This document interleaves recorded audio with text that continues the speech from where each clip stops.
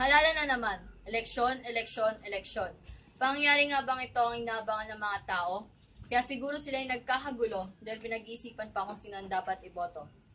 Sa darating na halalan, anong posible maganap? Mga kandidato sa mamamayan ay haharap upang ilahad sa mga tao kung anong klaseng buhay ang ipapadama sa sarap na mapagplanuhan ng maayos ang mga gagawing proyekto sa hinaharap. Pag-isipan kung sino ang nararapat. Posisyon na kung saan tutok sa mamamayan dapat. Taong iyo bang binoto ay karapat-dapat dahil kung siya'y tunay na lider sa bansa at mamamayan maging tapat. Hindi man napapansin ang mga suliranin na dapat lutasin. Bansang ito'y may magandang hangarin. Kaya sana naman iyong binotong lider, pera ng bansa ay huwag kamkamin. Mga kandidato ay may sarili-sariling plataforma. Iniisa-isa ang mga tao kung sang-ayon sa pagre-reforma. Kaya mga desisyon nila ay naalarma. Dahil sa taong bayan, sila ay pumoporma. May nagsasabing sila ay galing sa hirap.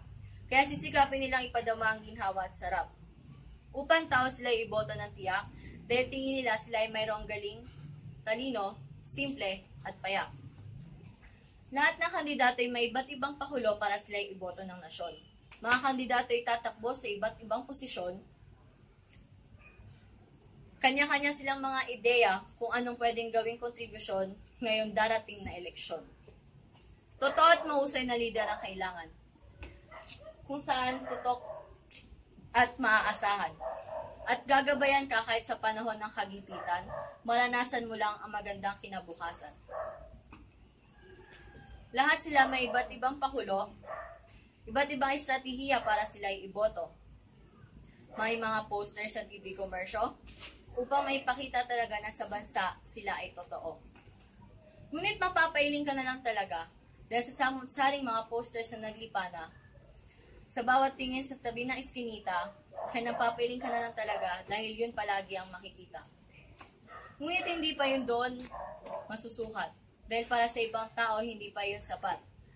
Lalo na sa mga taong pera ay salat, ang kailangan nila, tunay na lider na marunong manindigan, tapat sa Diyos, yun ang dapat.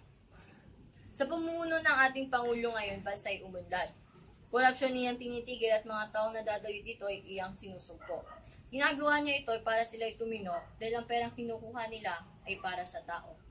Mga butante naman nating pag-usapan. Sila'y di tumitigil, meron pang nagpupustahan. May mga nagbebenta ng boto, may tumatanggi naman. May mga sariling prinsipyo kahit kumukulo na ang tiyan dahil sa kagutuman. Para sa mga butanteng buboto, ako lamang isang kabataan na hindi pa pwedeng bumoto. Kaya akin lamang ipapayo, isipin mabuti kung sino ang kandidatong iboboto. Iyong may takot sa Diyos at may pakikipagkapwa-tao. Sapagkat dignidad ng bayan sa kamay natin nakasalalay, pamahalaan demokrasya, nakamit, puhunan, buhay at tagumpay. Kaya mga bilang ng boto ay sa atin nakasalalay. Kaya sana naman, kaya wag magkaroon ng dayaan sa darating na halalan. Bilang pagtatapos, bilang isang kabataan, aking dinarasal na sana'y magkaroon ng pagkakaintindihan at pagpalain tayo ng may kapal. Tayo'y isang lahi na may prinsipyo at marangal. Tayo'y Pilipino, pag-unlad ng bansa ay uusad at daratan.